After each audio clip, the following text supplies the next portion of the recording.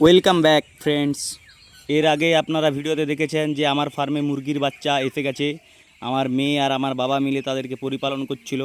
তো আজকে আমি আপনাদেরকে দেখাবো যে একটা মুরগির ফার্মে সকাল থেকে সন্ধ্যা পর্যন্ত একটা ফার্মারের কি কি দায়িত্ব থাকে, সেগুলো কেন করতে হয়, সেগুলোতে মুরগি চাষের কি উপকারিতা পাওয়া যায়, সে সমস্ত লার্নিং অ্যান্ড শেয়ারিং। চলুন শুরু করা যাক।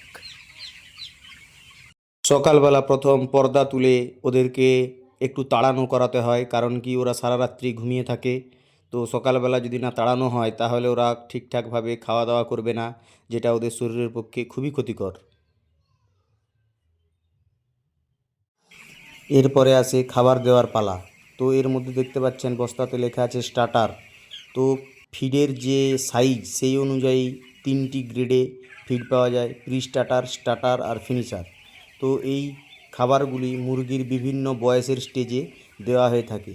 তো নর্মালি 6 দিন 7 দিন পর্যন্ত প্রি স্টার্টার, তারপর স্টার্টার, আর ঠিক 30 দিনের পর থেকে ফিনিশার ফিড চলে। তো এই ধরনের ফিড আপনারা সবসময় লক্ষ্য করবেন, মুরগির সাইজ অনুযায়ী কিন্তু এটা ভ্যারি করতে থাকে। যদি 30 দিনেও মুরগির ওজন ঠিকঠাক না হয় তাহলে ফিনিশার না দেওয়াই ভালো, কারণ মুরগি সেটা খেতে পারবে না। মুরগি যদি ছোটো থাকে সেটা খেতে পারবে না।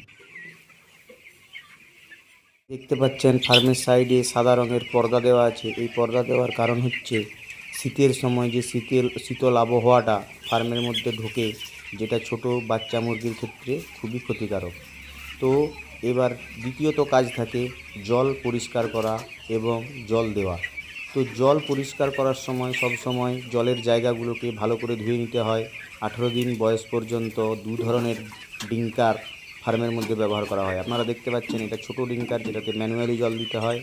আরেকটা আছে যেটা হচ্ছে অটো ডিঙ্কার, তার মধ্যে অটোমেটিক্যালি ট্যাঙ্কির সাহায্যে জল আসে।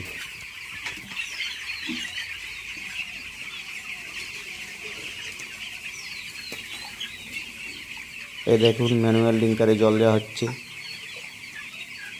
বালতিতে করে জল ভরে এর মধ্যে মগ দিয়ে জল দিতে হয়, আর তার টেকনিক হচ্ছে এরকম।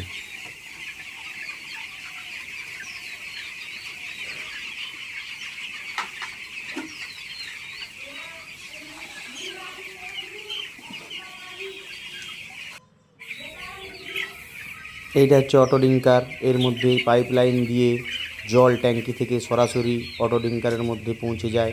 তো এর লেভেল লাইনিং ঠিকঠাক রাখতে হয়, নয়তো ফার্মে জল হয়ে ডুবে যাওয়ার একটা সম্ভাবনা থাকে। এই দেখছেন ট্যাঙ্কি সবসময় এটা হাইটে রাখতে হয়। এর পরবর্তী ক্রিয়াকর্ম অর্থাৎ 3 নম্বর ক্রিয়াকর্ম, যেটা হচ্ছে লিটার ঘাঁটা। তো পা দিয়ে দেখতে পাচ্ছেন ধানের যে খোসা, যেটাকে আমরা তুষ বলে থাকি, সেই তুষের ওপর মুরগি কিন্তু রাখতে হয়, নইলে আমাদের যে ফ্লোরটা আছে ওই ফ্লোরটা নষ্ট হয়ে যেতে পারে। তো এগুলোকে ফ্রিকোয়েন্টলি ঘাঁটার একটাই কারণ, সেটা হচ্ছে লিটার না ঠিকঠাক ঘাঁটলে মুরগির ফার্মে গন্ধ উঠবে, যার কারণে পার্শ্ববর্তী মানুষজনেদের বহুত অসুবিধা হওয়ার একটা সম্ভাবনা থাকে। তো এগুলো ফ্রিকোয়েন্টলি ঘাঁটা এবং মুরগিকে সময় সময়ে তাড়না করা, এটা হচ্ছে ফার্মিংয়ের ভালো রেজাল্টের জন্য খুবই প্রয়োজন।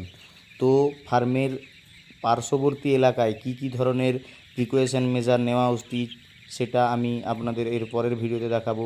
ফার্মের ধারে সব সময় গাছপালা লাগানো দরকার। তো থ্যাঙ্কস ফর ওয়াচিং, ধন্যবাদ বন্ধুরা।